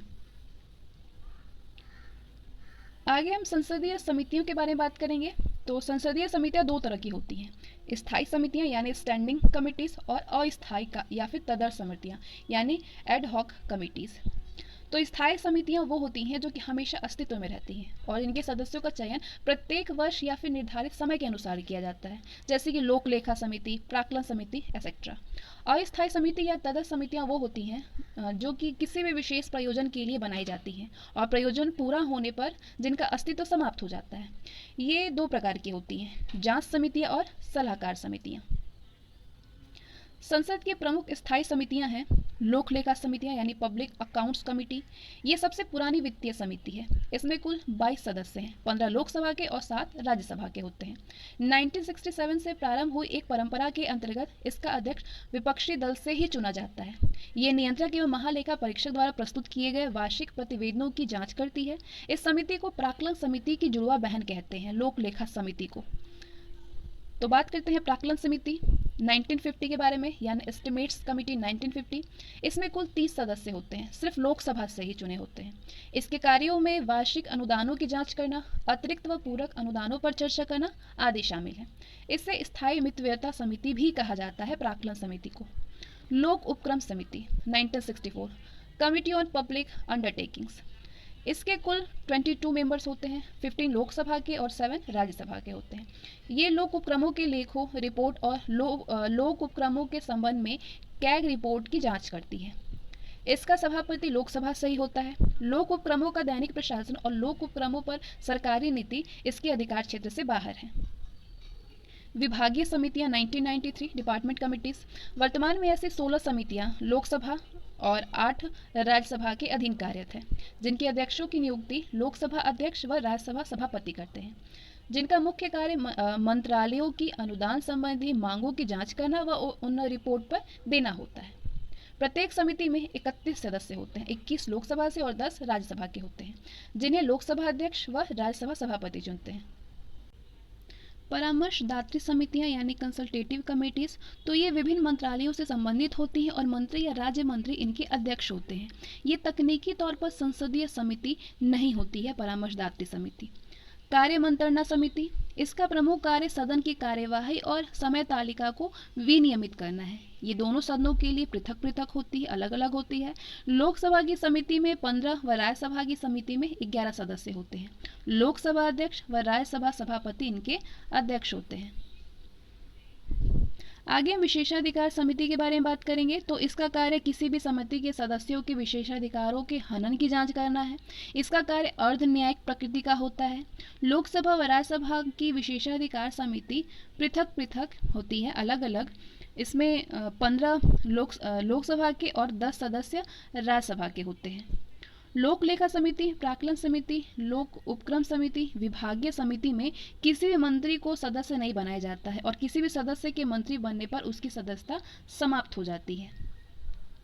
आज आगे हम बात करेंगे संविधान के भाग 6 में, जिसमें कि राज्य के बारे में दिया गया है। और इसमें भाग जो 6 है, उसमें जो उपबंध है, उसमें आर्टिकल जो है 152 से 237 तक राज्य के बारे में दिया गया है, राज्य के बारे में प्रावधान है। तो सबसे पहले हम राज्य की कार्यपालिका के बारे में बात करेंगे, जो कि संविधान के भाग 6 में दिया गया है। राज्यपाल राज्य विधानमंडल का अभिन्न अंग है। राज्य की कार्यपालिका का औपचारिक प्रधान है और केंद्र सरकार की प्रतिनिधि भी है। संविधान के अनुच्छेद 155 के अंतर्गत राज्यपाल की नियुक्ति राष्ट्रपति करता है। 7वें संविधान संशोधन 1956 के बाद एक ही व्यक्ति को 2 या 2 से अधिक राज्यों का राज्यपाल बनाया जा सकता है। राज्यपाल की नियुक्ति होने के लिए क्या अर्हताएं उनके पास होनी चाहिए? कोई भी व्यक्ति राज्यपाल बनने के लिए तभी पात्र होगा अगर वो भारत का नागरिक हो और उसने 35 वर्ष की आयु पूरी कर ली हो। राज्यपाल पद के लिए क्या क्या कंडीशंस हैं? उस व्यक्ति को संसद के किसी भी सदन या किसी भी राज्य के विधानमंडल के किसी भी सदन का सदस्य नहीं होना चाहिए। यदि सदन का कोई भी सदस्य राज्यपाल नियुक्त होता है तो सदन में उसका स्थान पद ग्रहण करने की तारीख से रिक्त हो जाएगा। राज्यपाल पद पर आसीन व्यक्ति लाभ का कोई भी पद धारण नहीं करेगा। ये कंडीशंस होते हैं। पदावधि के बारे में बात करें, यानी टर्म्स ऑफ ऑफिस के बारे में, तो अनुच्छेद 156 में राज्यपाल की पदावधि से संबंधित उपबंध दिए गए हैं। इनमें 3 बातें बताई गई हैं। पहला कि राज्यपाल राष्ट्रपति के प्रसाद पर्यंत अपना पद धारण करेगा। दूसरा, वो राष्ट्रपति को संबोधित कर त्यागपत्र द्वारा अपना पद छोड़ सकेगा। और तीसरा, उपर्युक्त दोनों ही जो कंडीशंस हैं, दोनों ही जो अवधि हैं, दोनों उपबंधों के अधीन रहते हुए वो 5 वर्षों की अवधि तक अपने पद पर रहेगा। अंत में ये भी कहा गया है कि वो अपने पद की अवधि समाप्त हो जाने पर भी तब तक पद धारण करता अपने पद पर रहेगा जब तक उसका उत्तराधिकारी पद ग्रहण न कर ले। इस उपबंध का प्रयोजन ये सुनिश्चित करना है कि किसी भी कारण से राज्यपाल का पद खाली ना हो। अब हम वेतन, सुविधाएं और विशेषाधिकार के बारे में बात करेंगे। अनुच्छेद 158 के अनुसार राज्यपाल को वो वेतन, भत्ते और विशेषाधिकार प्राप्त होंगे जो कि संसद विधि द्वारा निर्धारित करें। अगर किसी भी व्यक्ति को 2 या 2 से अधिक राज्यों का राज्यपाल नियुक्त किया जाता है तो वे राज्य राष्ट्रपति द्वारा निर्धारित अनुपात के अनुसार उसके वेतन व भत्तों का खर्च वहन करेंगे। राज्यपाल के वेतन और भत्ते उसकी पदावधि के दौरान कम नहीं किया जा सकेगा। राज्यपाल अपने पद की शक्तियों के प्रयोग और उनके अपने कर्तव्यों के पालन के लिए किए गए किसी भी कार्य के लिए किसी भी न्यायालय के प्रति उत्तरदायी नहीं होगा। अपनी पदावधि के दौरान राज्यपाल को आपराधिक मामलों की सुनवाई से छूट प्राप्त होगी। इस दौरान ना तो ऐसी कार्यवाही शुरू की जा सकेगी और ना ही चालू रखी जा सकेगी यदि पहले ही शुरू हो चुकी थी तो। कार्यकाल के दौरान राज्यपाल की गिरफ्तारी या फिर कारावास के लिए आदेश देने की अधिकारिता किसी भी न्यायालय को नहीं होगी। विशेष परिस्थितियों में राज्यपाल को 2 महीने की अग्रिम नोटिस दे करके उसके खिलाफ सिविल मामलों में निजी कृत्य के लिए न्यायालय में सुनवाई की जा सकती है। साधारण विधेयकों के संबंध में बात करें तो जब कोई भी विधेयक अधिनियम बनाने के राज्यपाल के सम्मुख प्रस्तुत किया जाता है तो अनुच्छेद 200 के तहत राज्यपाल के पास कुछ विकल्प होते हैं। कौन कौन से विकल्प होते हैं? वो विधेयक को स्वीकृति देने की घोषणा कर सकता है, वो विधेयक को स्वीकृति रोक सकता है, विधेयक पर जो स्वीकृति है उसको रोक सकता है, विधेयक को विधानमंडल को पुनर्विचार के लिए भेज सकता है और यदि विधानमंडल उस विधेयक को राज्यपाल द्वारा सुझाए गए संशोधनों के साथ या उसके बिना पुनः पारित कर देता है तो राज्यपाल को उसे स्वीकृति देनी पड़ती है। अनुच्छेद 200 के तहत राज्यपाल विधेयक को राष्ट्रपति की अनुमति के लिए आरक्षित भी रख सकता है। इसकी स्वीकृति के लिए कोई भी समय सीमा निर्दिष्ट नहीं है। इस आरक्षित विधेयक के मामले में राष्ट्रपति राज्यपाल को निर्देश दे करके विधेयक को पुनर्विचार के लिए धन विधेयक को छोड़ करके पुनर्विचार के लिए विधायिका को लौटा सकता है। यदि राज्यपाल की राय में कोई भी ऐसा विधेयक जिसके विधि बनाने पर वो संविधान में परिकल्पित उच्च न्यायालय की शक्तियों में कमी कर देगा तो ऐसे विधेयक को राज्यपाल राष्ट्रपति के लिए अनिवार्य रूप से आरक्षित रखेगा। आर्टिकल 200 के तहत आरक्षित विधेयक पर राष्ट्रपति द्वारा अनुमति देने या फिर अनुमति रोक देने की घोषणा का वर्णन आर्टिकल 201 में किया गया है। धन विधेयक के संबंध में बात करें तो वो विधेयक को स्वीकृति देने की घोषणा कर सकता है जिससे वो अधिनियम बन जाता है। और धन विधेयक के संबंध में बात करें तो वो विधेयक को स्वीकृति देने की घोषणा कर सकता है जिससे वो अधिनियम बन जाता है। वो स्वीकृति ही देता है क्योंकि विधानसभा में धन विधेयक पेश किए जाने से पहले उसकी पूर्व सहमति ली जा चुकी होती है या फिर वो धन विधेयक को राष्ट्रपति के विचारार्थ सुरक्षित कर सकता है। राज्यपाल की वित्तीय शक्तियां व अध्यादेश की शक्तियां इसके बारे में उपबंध है अनुच्छेद 213 में। राज्य स्तर पर लगभग वे ही हैं जो कि केंद्र स्तर पर राष्ट्रपति को प्राप्त होता है। विवेकाधीन शक्तियां जो होती है राज्यपाल के पास वो हैं किसी भी विधेयक को राष्ट्रपति के विचार के लिए आरक्षित करना, इसका उपबंध अनुच्छेद 200 में दिया है। राज्य में राष्ट्रपति शासन की सिफारिश करना, अतिरिक्त प्रभार की स्थिति में पड़ोसी केंद्र शासित राज्यों में बतौर प्रशासक के रूप में कार्य करते समय शक्तियां हैं।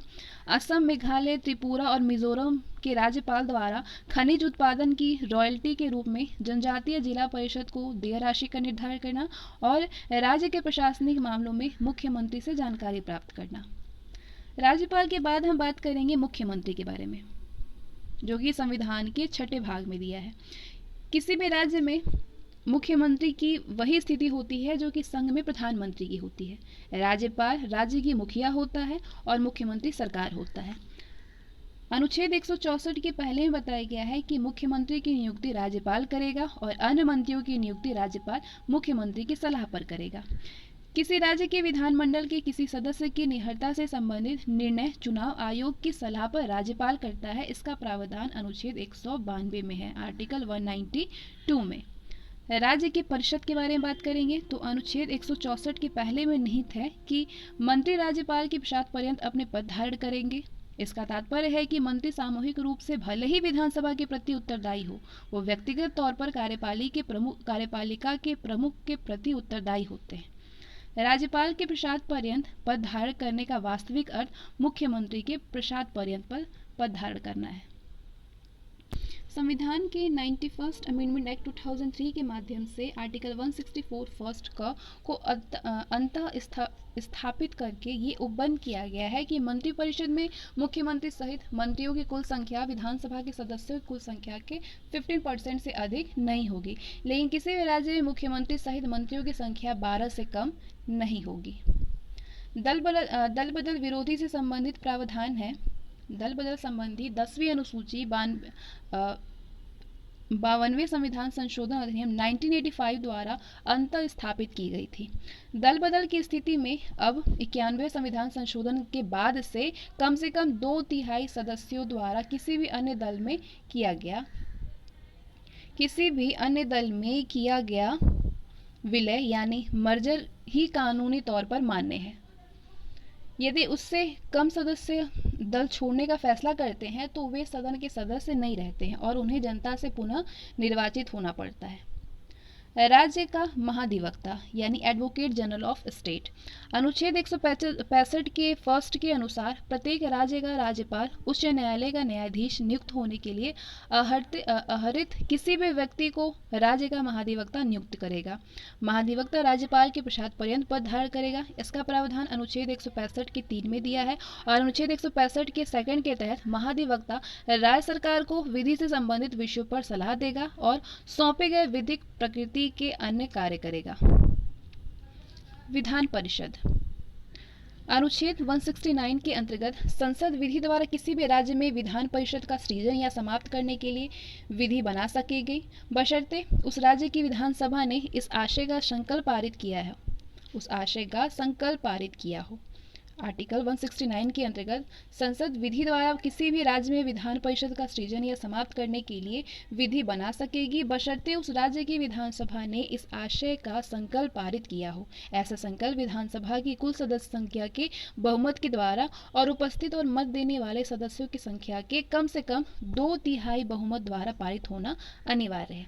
ऐसी विधि को अनुच्छेद 368 के प्रयोजन के लिए संविधान का संशोधन नहीं समझा जाएगा। वर्तमान में विधान परिषद वाले राज्य हैं बिहार, महाराष्ट्र, कर्नाटक, उत्तर प्रदेश, आंध्र प्रदेश और तेलंगाना। राज्य विधान परिषदों को भंग नहीं किया जा सकता है, लेकिन अनुच्छेद 169 के अधीन समाप्त किया जा सकता है। इसके 1/3 सदस्य प्रत्येक दूसरे वर्ष में सेवानिवृत्त होते रहते हैं। अब आगे हम आरक्षण के बारे में बात करेंगे। तो प्रत्येक राज्य की विधानसभा की सदस्यता के लिए अनुसूचित जातियों और अनुसूचित जनजातियों को राज्य की जनसंख्या में उनके अनुपात के अनुसार आरक्षण दिया जाएगा। इसका उपबंध अनुच्छेद 335 में है। अब एक नोट है कि 25 जनवरी 2019 को लागू हुए 104वें संविधान संशोधन अधिनियम 2019 के द्वारा लोकसभा व राज्यसभा की विधानसभाओं में अनुसूचित जातियों और जनजातियों के लिए आरक्षण की निर्धारित अवधि को पहले जो कि 70 वर्षों के प्रावधान से बढ़ाकर के 80 वर्षों तक था, वो 10 वर्ष और विस्तारित किया गया है। आगे हम अध्यक्ष व सभापति की शक्तियों और कार्य के बारे में बात करेंगे। तो किसी भी प्रस्ताव के पक्ष और विपक्ष में बराबर मत पड़ते हैं और वे निर्णायक मत देते हैं। सदन के किसी भी सदस्य के संबंध में दल बदल संबंधी शिकायत मिलने पर उसकी निहरता के प्रश्न पर फैसला करना, कोई विधेयक धन विधेयक है यानी मनी बिल है या फिर नहीं, ये निश्चित करने की शक्ति विधानसभा अध्यक्ष के पास होती है। इस संबंध में उसका अंतिम निर्णय होता है, अंतिम फैसला होता है। अब आगे हम राज्यसभा, लोकसभा, विधान परिषद और विधानसभा के बारे में बात करेंगे। इन चारों में तुलना करेंगे। तो तुलना का आधार जो होगा सबसे पहला वो है गठन। गठन के मामले में बात करें तो राज्यसभा के गठन के बारे में अनुच्छेद 80 में दिया गया है। अधिकतम संख्या 250 होनी चाहिए, जिसमें कि 238 निर्वाचित और 12 मनोनीत होते हैं। और वर्तमान में जो सदस्य हैं राज्यसभा में 245 हैं, जिनमें से 12 मनोनीत हैं और 233 निर्वाचित हैं। संसद द्वारा 7वें संविधान संशोधन अधिनियम 1956 द्वारा दिल्ली को 3 और पुदुचेरी को 1 स्थान राज्यसभा में दिया गया है और सभी संघ क्षेत्रों की प्रतिनिधित्व बाध्यकारी नहीं है। ये तो बात हुई गठन, राज्यसभा के गठन के बारे में। लोकसभा के गठन के बारे में अनुच्छेद 81 में दिया हुआ है। आर्टिकल 81 में अधिकतम संख्या लोकसभा में 552 है, राज्यों के अधिकतम प्रतिनिधि 530 हैं। संघ राज्य क्षेत्रों के अधिकतम प्रतिनिधि 20 हैं। राष्ट्रपति द्वारा 2 आंग्ल भारतीय सदस्यों का मनोनयन, इसके बारे में उपबंध अनुच्छेद 331 में है। वर्तमान सदस्य 545 हैं लोकसभा में, 530 राज्य से और 13 संघ से और 2 मनोनीत हैं। विधानसभा के गठन की बात करें तो इसका उपबंध अनुच्छेद 171 में दिया गया है, आर्टिकल 171 में। विधानसभा के गठन के बारे में, विधानसभा में सदस्यों की बात करें तो न्यूनतम 40 सदस्य हैं। अधिकतम जो है विधानसभा सदस्यों की कुल संख्या के 1/3 से अधिक नहीं है विधान परिषद में। 1/6 सदस्य राज्यपाल द्वारा मनोनीत होते हैं। और विधानसभा में जो गठन का उपबंध अनुच्छेद 170 में दिया गया है, अधिकतम संख्या विधानसभा में 500 लोग हैं, न्यूनतम संख्या 60 है। इसके बारे में अनुच्छेद 371 के तहत कहीं कहीं कम भी हैं। गोवा में 40 हैं, सिक्किम की विधानसभा में 32 सदस्य हैं और कुछ राज्यों में 1 आंग्ल भारतीय का मनोनयन राज्यपाल के द्वारा अनुच्छेद 333 में दिया है। 2 संघ राज्य क्षेत्रों में विधानसभा और दिल्ली में 70, पुदुचेरी में 30 है।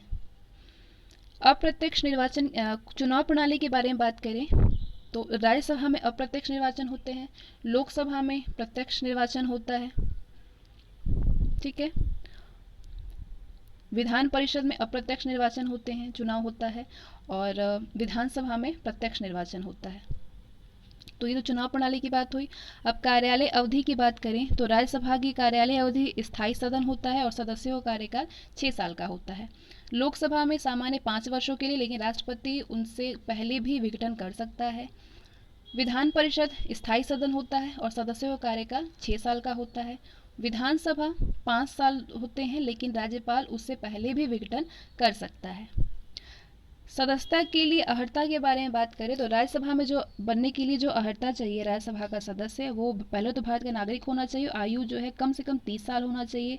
लोकसभा का सदस्य होने के लिए भारत का नागरिक और आयु 25 वर्ष होना चाहिए। सदस्यता के लिए संख्या अर्हता के बारे में बात हो रही है। भारत का नागरिकता और आयु न्यूनतम 30 वर्ष विधान परिषद के लिए, और विधानसभा के लिए भारत का नागरिक होना चाहिए और आयु न्यूनतम 25 वर्ष होनी चाहिए। संविधान के अनुच्छेद 171 के तीसरे के अनुसार विधान परिषद के 1/3 सदस्य विधानसभा के सदस्यों द्वारा, 1/3 स्थानीय संस्थाओं के सदस्यों द्वारा, 1/12 सदस्य 3 साल से स्नातक या स्नातक के समतुल्य के द्वारा, 1/12 सदस्य जो 3 साल से माध्यमिक स्तर या उससे ऊंचे स्तर की कक्षाओं में शिक्षक हैं, उसके द्वारा, 1/6 सदस्य राज्यपाल द्वारा मनोनीत जो साहित्य, कला, विज्ञान, समाज सेवा और सहकारिता आंदोलन से जुड़े हों। उपयुक्त जो चारों सदन हैं, विधान परिषद, विधानसभा, राज्यसभा और लोकसभा, उसमें सदनों के लिए संसद द्वारा पारित किसी भी विधि के अधीन निर्धारित अर्हता व संविधान की तीसरी अनुसूची में इस प्रयोजन के लिए दिए गए प्रारूप के अनुसार शपथ लेना व मानसिक रूप से विकृत न होना आवश्यक है। 25 जनवरी 2019 को लागू हुए 104वें संविधान संशोधन अधिनियम 14th अमेंडमेंट एक्ट 2019 द्वारा लोकसभा व राज्यसभा विधानसभाओं में आंग्ल भारतीय समुदाय के व्यक्तियों के लिए स्थानों के आरक्षण का प्रावधान निष्प्रभावी कर दिया गया है। हालांकि वर्तमान लोकसभा और विधानसभाओं के विघटन तक इसमें आंग्ल भारतीय समुदाय के सदस्यों के लिए स्थान आरक्षित बने रहेंगे।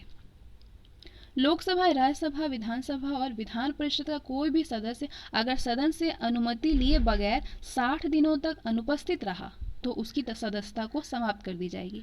राज्य विधानसभा या विधान परिषद के लिए उसी राज्य के विधानसभा क्षेत्र का पंजीकृत मतदाता होना आवश्यक है। आगे हम धन विधेयक की क्या प्रक्रिया है उसके बारे में बात करेंगे। धन विधेयक केवल विधानसभा में राज्यपाल की पूर्व सहमति पर पुनः स्थापित किया जाता है। ये एक सरकारी विधेयक होता है जो कि सिर्फ एक मंत्री द्वारा ही पुनः स्थापित किया जाता है। द्विसदनीय विधानमंडल होने पर विधानसभा से पारित धन विधेयक विधान परिषद के विचारार्थ भेजा जाता है। इस विधेयक को अस्वीकार करने या संशोधन करने की शक्ति विधान परिषद के पास नहीं होती है। वो केवल सिफारिश कर सकती है और विधेयक को अधिकतम 14 दिनों तक रोक सकती है। विधान परिषद की सिफारिशों पर विधानसभा मानने या ना मानने के लिए स्वतंत्र है। तो इस तरह दोनों सदनों के पास होने के बाद विधेयक राज्यपाल समक्ष पेश किया जाता है और विधानसभा अध्यक्ष विधेयक के साथ इस आशय का प्रमाण पत्र प्रस्तावित करता है कि ये धन विधेयक है। अनुच्छेद 200 के तहत धन विधेयक के मामले में राज्यपाल को ये अधिकार नहीं होता है कि वो उसे राज्य के विधानमंडल को पुनर्विचार के लिए लौटा सके। उसके पास 3 ही विकल्प होते हैं। पहला कि वो उस व्यक्ति पर उस पर स्वीकृति दे, दूसरा ये कि स्वीकृति रोक ले, और तीसरा ये कि वो विधेयक को राष्ट्रपति के विचार के लिए आरक्षित कर ले। इसके बाद इस विधेयक के संदर्भ में राज्यपाल की कोई भी भूमिका नहीं होती है। अनुच्छेद 201 में बताया गया है कि राष्ट्रपति भी धन विधेयक पर या तो अनुमति दे सकेगा या उसे रोक सकेगा, उस पर उसे सदन या फिर सदनों के पास पुनर्विचार के लिए नहीं भेज सकेगा। राज्यपाल धन विधेयक पर स्वीकृति दे देता है साधारणतः। विभिन्न प्रकार की निधियां हैं, जैसे कि राज्य की संचित निधि जिसका उपबंध अनुच्छेद 266 में है, राज्य का लोक लेखा जिसका उपबंध अनुच्छेद 266 के सेकंड में दिया हुआ है। तो बात करेंगे हम राज्य की आकस्मिकता निधि, जिसकी चर्चा आर्टिकल 267 में की गई है कि राज्य का विधानमंडल विधि द्वारा अग्रदाय स्वरूप ही एक आकस्मिकता निधि की स्थापना कर सकेगा। जब किसी भी आकस्मिक खर्च के लिए राज्य के विधानमंडल ने सरकार को प्राधिकृत न किया हो, तब राज्यपाल राज्य की आकस्मिकता निधि से आवश्यक धनराशि सरकार को अग्रिम के तौर पर दे सकता है। ये निधि राज्यपाल के अधिकार में रहती है और इसे संचालित करने के लिए संसदीय कार्यवाही की आवश्यकता नहीं होती है। राज्यपाल की ओर से राज्य सरकार का वित्त सचिव इसका संचालन करता है। और अन्य उपबंध के बारे में बात करें तो 7वीं अनुसूची में शामिल तीनों ही सूचियों के अलावा संविधान के कुछ अन्य अनुच्छेद भी संसद और विधानमंडलों को विधि निर्माण की शक्ति प्रदान करते हैं। तो आगे हम बात करेंगे 7वीं अनुसूची में शामिल सूचियों का परिचय करेंगे, जिसमें कि हम स्टेट लिस्ट और यूनियन लिस्ट के बारे में बात करेंगे, यानी राज्य सूची और संघ सूची के बारे में बात करेंगे। तो इस बॉक्स में दिया है राज्य सूची और संघ सूची। संघ सूची के बारे में बात करें तो कानून बनाने की अनन्य शक्ति केंद्र के पास होती है। इसमें राष्ट्रीय महत्व के विषय आते हैं, जैसे कि राष्ट्र सुरक्षा, सेनाएं और सशस्त्र बल, युद्ध और शांति, विदेशों के साथ संबंध, रेल, तार, डाक एक्सेट्रा। संघ सूची में कुल 97 प्रविष्टियां थी, लेकिन विभिन्न संशोधनों के बाद ये संख्या 100 हो गई है, जो कि पहले 97 थी। वहीं राज्य सूची के बारे में बात करें तो इन पर राज्य विधानमंडल कानून बनाते हैं और सामान्य स्थितियों में संसद इसका अतिक्रमण नहीं करता है। इसमें स्थानीय महत्व के विषय आते हैं, जैसे कि पुलिस, भूमि और लोक व्यवस्था, मनोरंजन एक्सेट्रा। राज्य सूची में मूलतः 66 प्रविष्टियां थी, लेकिन 7वें और 42वें संविधान संशोधन के बाद अब केवल 61 ही प्रविष्टियां शेष हैं। संघ सूची और राज्य सूची के बाद हम समवर्ती सूची के बारे में बात करेंगे। तीनों ही लिस्ट के बारे में हम जानेंगे। 2 लिस्ट के बारे में हम जान चुके हैं, अब तीसरा लिस्ट यानी कॉन्करेंट लिस्ट के बारे में बात करें तो इन पर संसद और राज्य विधानमंडल दोनों कानून बना सकते हैं, लेकिन गतिरोध की स्थिति में संसद का कानून ही मान्य होगा। इसमें दंड विधि, दंड प्रक्रिया संहिता, शिक्षा एक्सेट्रा जैसे सब्जेक्ट हैं। इसमें मूल रूप से इसमें 47 प्रविष्टियाँ थी, लेकिन वर्तमान में इस सूची में 52 प्रविष्टियाँ हैं, 52 प्रविष्टियाँ हैं, जो कि पहले 47 थी।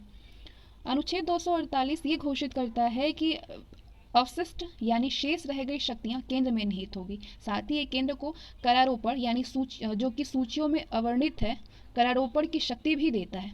इस तरह ये अनुच्छेद केंद्र को मजबूत होने का सूचक है। केंद्र के मजबूत होने का सूचक है ये अनुच्छेद।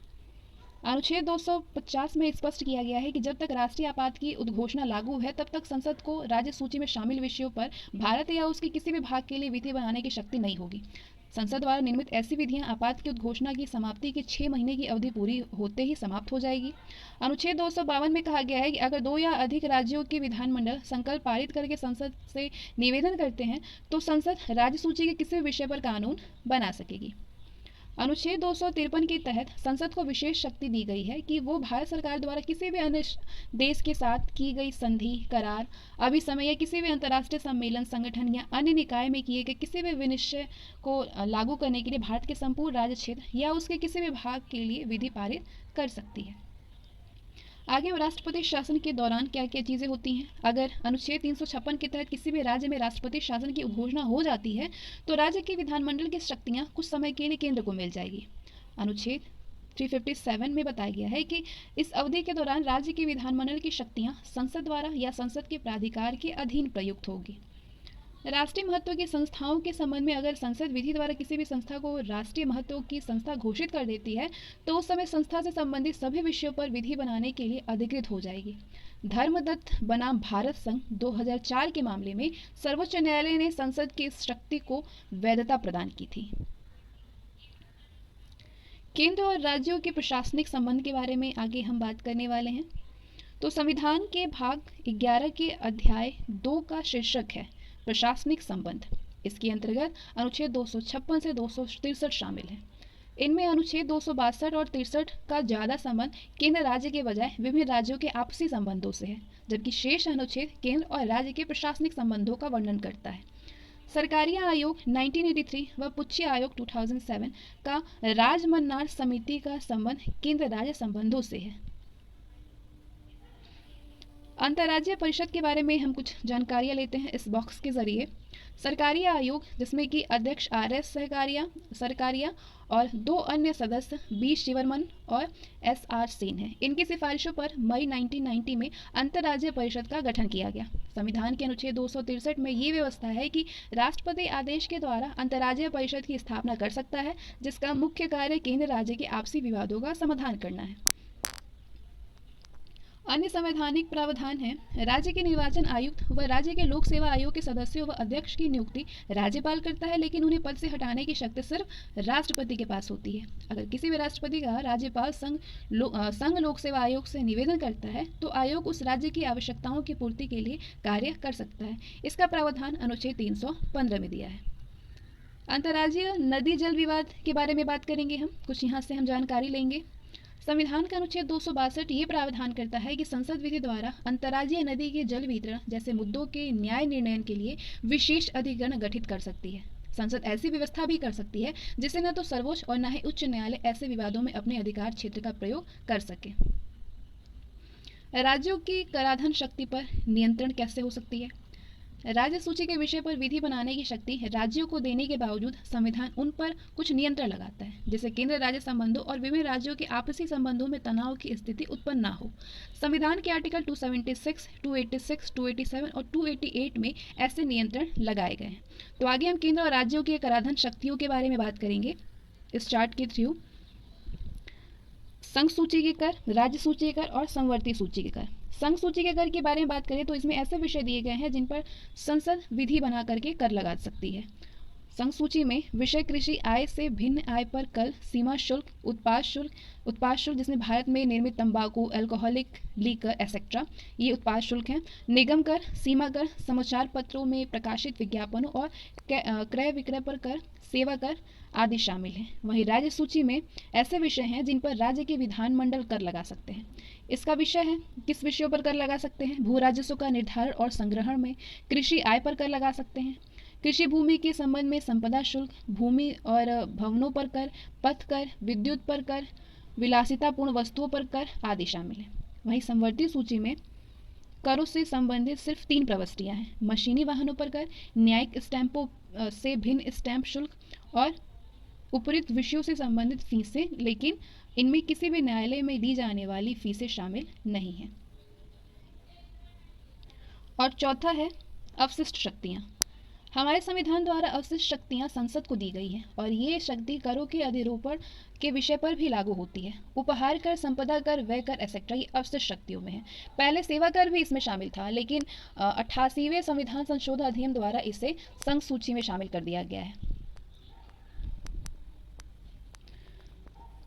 कर राजस्व का वितरण केंद्र सरकार द्वारा लगाए जाने वाले लेकिन राज्य द्वारा एकत्रित और प्रयुक्त किए जाने वाले करों की चर्चा अनुच्छेद 268 में की गई है।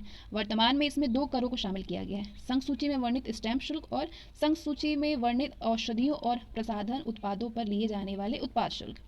केंद्र द्वारा लगाए जाने वाले, केंद्र और राज्य द्वारा एकत्रित और प्रयुक्त किए जाने वाले करों की चर्चा अनुच्छेद 268 के क में की गई है। इसमें सिर्फ सेवा कर ही शामिल है। केंद्र सरकार द्वारा लगाए जाने और एकत्र किए जाने लेकिन राज्यों को सौंपे जाने वाले करों की चर्चा अनुच्छेद 269 में की गई है। वर्तमान में इस सूची में 2 कर शामिल हैं: समाचार पत्रों को छोड़कर शेष वस्तुओं के अंतर्राज्य व्यापार या वाणिज्य के दौरान होने वाले क्रय विक्रय पर कर और माल सामान के अंतर्राज्य पोषण पर कर। सर्वप्रथम 2003 में अप्रत्यक्ष कर पर गठित केलकर टास्क फोर्स ने वैट, वैट के सिद्धांत पर आधारित एक राष्ट्रव्यापी वस्तु एवं सेवा कर का सुझाव दिया था।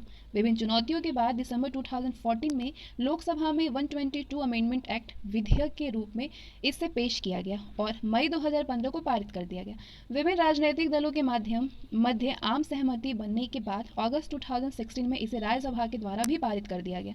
चूंकि ये मामला देश के संघीय ढांचे से संबंधित है, इसलिए अनुच्छेद 368 के अनुसार राज्यसभा के पास होने के बाद इसे कम से कम आधी विधानसभाओं से अनुमोदित होने की आवश्यकता थी।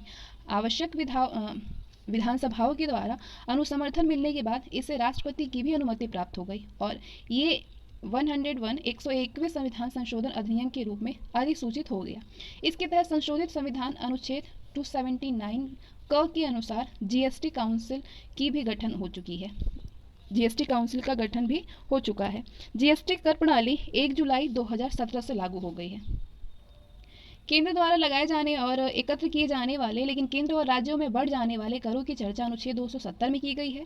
नई व्यवस्था के अनुसार कुछ अपवादों जैसे अनुच्छेद 268 का और 269 में निर्दिष्ट सभी कर, आर्टिकल 271 के तहत किसी कर या शुल्क पर लगाए जाने वाले अधिभार और संसद की किसी विधि द्वारा किसी विशेष प्रयोजन के लिए अधिरोपित कोई भी उपकर, इसको छोड़ करके संघ सूची के सभी कर केंद्र व राज्य में बांट दिए जाते हैं।